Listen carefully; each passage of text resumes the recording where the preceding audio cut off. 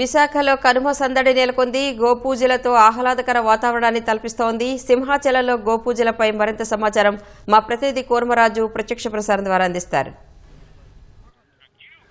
ధన్యవాదాలు రాణి. మనం ఇప్పుడు సింహాచలం గోశాలలో ఉన్నాం. ఈ గోశాలలోని ఈ పశువులకి ఉదయం నుంచి శుభ్రంగా ఈ గోశాలనంతా శుభ్రం చేసి ఆ పశువులకి పూజలు చేసే కార్యక్రమంలో పెద్ద సంఖ్యలో భక్తులంతా కూడాను ఇక్కడ హాజరై వాటికి పూజాధికారులు నిర్వహించారు. అలాగే దేవస్థానం సాంప్రదాయబద్ధంగా ప్రతి ఏటా ఈ గోపూజను నిర్వహించి ఆ గోవులకి సంరక్షణ చేయడం, అలాగే పశు పోషణకు సంబంధించిన అన్ని అంశాలని కూడాను ఈ సింహాచలం దేవస్థానం ప్రత్యేకంగా చేసింది. దేవాలయ ఈవో ప్రస్తుతం ఆ పూజా కార్యక్రమాన్ని నిర్వహించి ఆయన ఎప్పుడే వేరే చోటికి వెళ్ళడం జరిగింది. అలాగే ఇప్పుడు మిగిలిన భక్తులు కూడాను పూజాధికారులు నిర్వహిస్తున్నారు. ఎందుకంటే ఉత్తరాది దక్షిణాది అని భేదం లేకుండా గోపూజ అనేది భారతీయ సనాతన సంప్రదాయంలో ఒక ప్రధానమైన అంశంగా ఉంటుంది. ఈ గోపూజను నిర్వహించడం ద్వారా అంటే ప్రత్యేకంగా మన సంక్రాంతి పండగ సమయంలో కనుమ రోజున ఈ గోపూజను నిర్వహించడం అనేది మనకి వస్తుంది. ఎందుకంటే వ్యవసాయదారులకి అందరికీ కూడాను ఈ ఎద్దులు అలాగే ఈ ఆవులు పాడి పరిశ్రమ ద్వారా వాళ్ళకి ఉపాధి. ఆ సమయంలో ఈ పశువులన్నిటికీ కూడాను కృతజ్ఞత తెలుపుకునేందుకే ఈ కనుమ పండుగ రోజున మొత్తం పశువులన్నిటికీ కూడాను ప్రత్యేకంగా పిండి వంటలు చేసి వాటికి ఆహారంగా సమర్పించడం, అలాగే ఈ పూజాధికారులు నిర్వహించడం ఇవన్నీ జరుగుతుంది. సింహాచలం వరాహ లక్ష్మీ నరసింహస్వామి దేవస్థానం ప్రత్యేకంగా గోశాలని భారీ స్థాయిలో ఈ అడవివరంలో కొత్తగా నూతన గోశాలని నిర్వహించి ఇక్కడ ప్రత్యేకంగా వందల ఆవుల్ని ఇక్కడ పోషణ భారాన్నేమో మొత్తం దేవస్థానం నిర్వహిస్తుంది. దీనికి సంబంధించి మన దేవాలయ అధికారులు ఉన్నారు. ఏ రకంగా ఈ గో పూజకు సంబంధించి ఏ రకంగా మీరు ఈ కార్యక్రమాన్ని నిర్వహించారు? సో కనుమ రోజు ప్రతి సంవత్సరము కనుమ రోజు ఈ ఉత్సవాన్ని నిర్వహిస్తూ ఉంటాను సార్.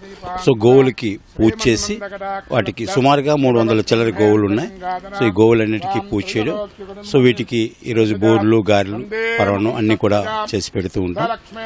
సో ఇది సాంప్రదాయంగా మన సనాతన ధర్మంలో భాగంగా మనం దేవస్థానం తరఫున కూడా ఈ పూజని మనం నిర్వహించడం జరుగుతుంది. గోవులకు సంబంధించి ఎటువంటి ఇక్కడ జాగ్రత్తలు తీసుకుంటారు? యాక్చువల్లీ కనుమ రోజు సంవత్సరం కాలం అంతా గ్రామాల్లో సంవత్సరం కాలం అంతా ఈ రైతులకి సేవ అందించేందుకు కాను ఆరాధించడం కోసం ఈ రోజు ప్రత్యేకంగా కనుమ పండుగ నిర్వహించుకుంటారు. ఇక్కడ సాధారణంగా ప్రతి కనుమ రోజు పండుగ నిర్వహిస్తుంటారు. ఇక్కడ ఉండే గోవులకి ఎప్పటికప్పుడు వ్యాధి నిరోధక టీకాలు కానీ కరెక్ట్గా బ్యాలెన్స్ న్యూట్రిషన్గా ఫీడ్ ఇవ్వడం కానీ దాని తగ్గ గడ్డి ఇవ్వడం ద్వారా సరైన న్యూట్రిషన్ ప్రివెంటివ్గా వ్యాక్సినేషన్ ద్వారా వ్యాధులు రాకుండా జాగ్రత్తలు తీసుకోవడం జరుగుతుంది. మీరు చెప్పండి, మీరు ఈ గోపూజ సందర్భంగా మీరు చేసినందుకు మీరు ఎట్లా ఫీల్ అవుతారు? మాకు చాలా ఆనందంగా ఉంది. మా నేటివ్ రాజస్థాను. మా గోవులు అంటే చాలా అతి ప్రియమైనది. అందులో గోవులతో పాటు మేము గో సంరక్షణ కూడా మేము చేస్తుంటాం. అందులో ఇక్కడ మేము 2014 నుంచి కూడా మాకు ఇక్కడ ఈ సింహాచల దేవస్థానం ప్లస్ గోశాలతో మాకు అనుబంధం ఉంది. ఎప్పుడు కూడా ఈ సేవను కోరుకుంటూ అలా చేస్తుంటాం. మీరు చెప్పండి అమ్మా, మీరు ఎట్లా గోపూజను చేయడం ఎట్లాగా మీరు భావిస్తారు? మేము ఎప్పటి నుంచి ఇక్కడ వస్తున్నాం, బాగా చేస్తున్నాం. పూజలన్నీ ఎప్పుడు జరుగుతున్నాయి, అలాగే వస్తున్నాం. ప్రతి సంవత్సరం వచ్చి చేస్తున్నాం. చాలా బాగా ఆనందంగా ఉంది. చాలా మీరు ఇక్కడ మన భక్తులు మరికొంతమంది భక్తులు ఉన్నారు. ఈ గోపూజకి సంబంధించి మీరు ఎక్కడి నుండి వచ్చారు? ఏ రకంగా ఇక్కడ గోపూజలో పాల్గొన్నారు? యూనివర్సిటీ అండి. చెప్పండి, ఏ రకంగా మీరు ఈ గోపూజలో పాల్గొన్నారు? అంటే ఇప్పుడు సంక్రాంతికి మెయిన్ ఈ గోపూజ మెయిన్ అండి. ఈ పూజలు గోపూజ కంపల్సరీ చాలా చోట్ల చేస్తారు. ఇది మన సాంప్రదాయం, ఇది గోపూజ అనేటువంటి. ఇది మొత్తం మహిళలకు సంబంధించి మీరు చెప్పండి అమ్మా, ఏ రకంగా ఉదయం నుంచి గోపూజ? తెలీదండి.